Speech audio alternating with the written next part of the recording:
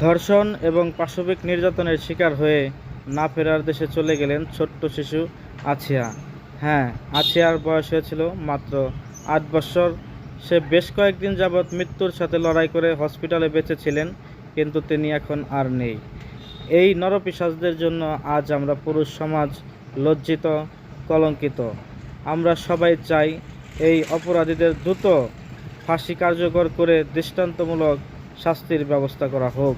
ভবিষ্যতে যেন আর কোনো নরপিশাচ এরকম কারো জীবন নষ্ট করতে না পারে, কাউকে মৃত্যুর দিকে ঠেলে দিতে না পারে, আর আমাদের পুরুষ সমাজকে লজ্জিত করতে না পারে। যে আছিয়া ৮ দিন বেঁচে থাকতে পারল না, তারা কেন অপরাধ প্রমাণ হওয়ার পরও ৯০ দিন, ৬ মাস, ৩ মাস কেন তারা এই দুনিয়ায় বেঁচে থাকবে?